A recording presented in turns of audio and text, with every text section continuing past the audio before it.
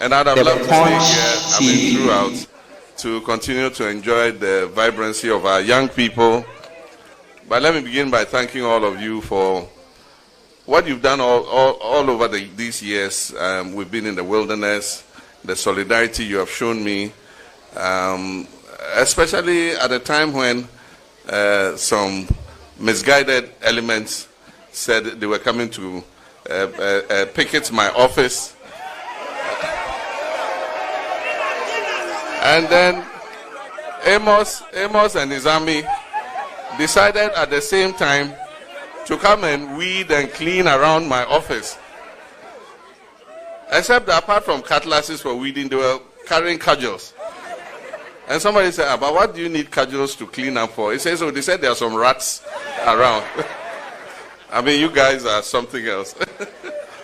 But I want to thank you for the solidarity you've shown, to congratulate your youth leader, Pablo, who's like a younger brother to me. We've worked together, for many years.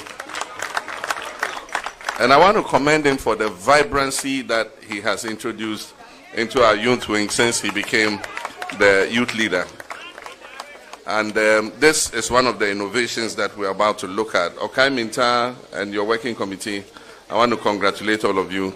I know you're going to roll out the strategies that are going to give us victory in the election of 2024.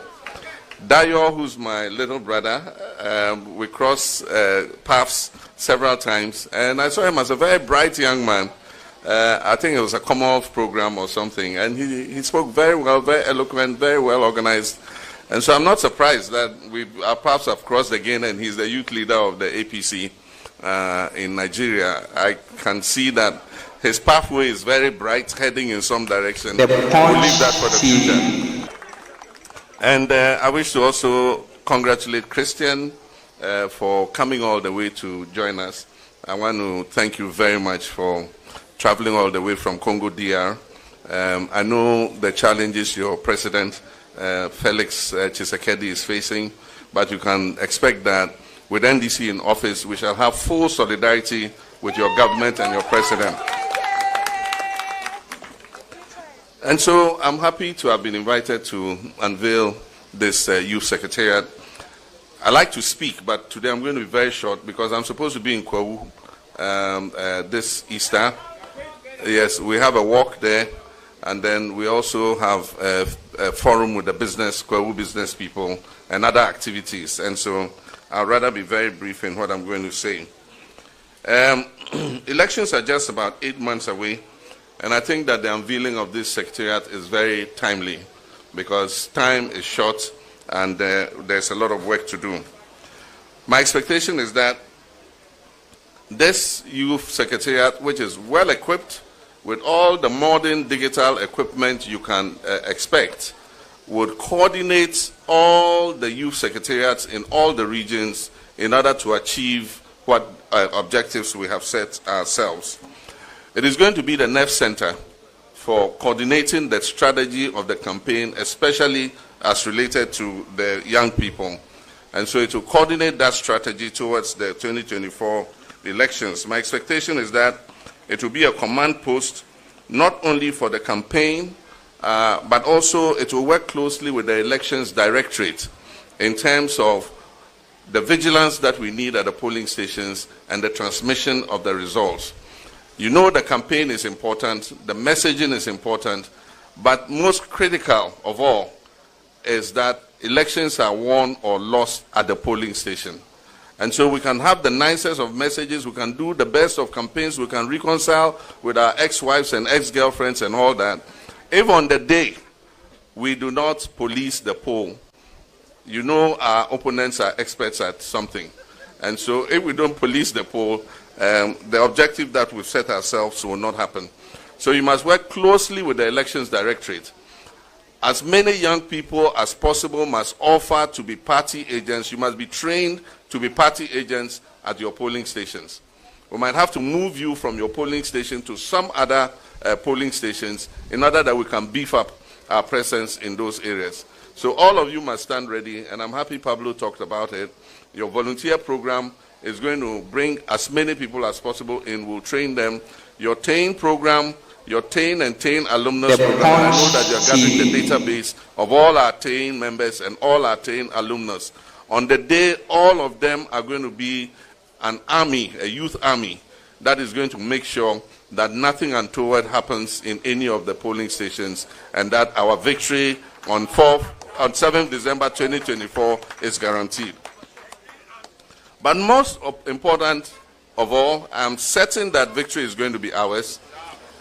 Most important of all is that this youth secretariat is not going to close just because we've won elections. It is going to continue to work. And what do I expect it to do? I expect that it will be a center for formulating policy and strategy which will feed the new ministry that Pablo talked about. We're going to separate youth from sports because it's a youth and sports ministry. But over the years, what we know is that the concentration is just on sports. And even on sports, the concentration is just on the Black Stars at the expense of every other sport. So even if they can't get time for other sports, do they have time for youth? Thank you. It's not only Jollof Wars, football wars too are there. The last time you managed, but next time we'll see. And so my vision for this ministry will be that it will focus on mainstreaming youth interest in all sectors of the economy. It will focus on mainstreaming youth interest in all sectors of the economy. But most of all, it will concentrate on rolling out strategies that will create jobs for young people. And this ministry will support the 24-hour economy. It will work with industries and businesses and encourage them to sign on to the initiative so that we can employ more young people. And the more young people they employ, we will give tax incentives to those industries so that they're able to lower their production and employ even more people.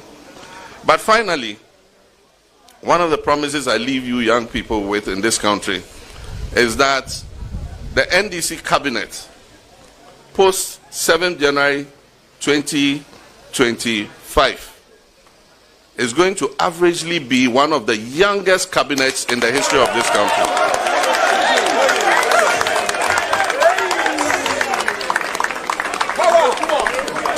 It will averagely be the youngest cabinet in the history of this country. As Fifi spoke and talked, he said that the revolution in this country, both 4th June and 31st December, was driven by some of our youngest people. And like he told you, Todobi was 26 at the time. You know, up and now he's a senior citizen. But even I got the opportunity early. I entered Parliament at 38. I was made a deputy minister at 39. At 41, I was a full minister. And I became vice president at 50. I mean, so I've got opportunities at times in my life where I've been relatively useful. And I think that if you look at the demographic of our country, and you know that young people are the majority, then definitely if you're setting up a cabinet, young people will be the majority in that cabinet. So, let me thank you very much. My timekeeper is alerting me that I should be on the way to Kwawu now. And so let me thank you for this kind invitation.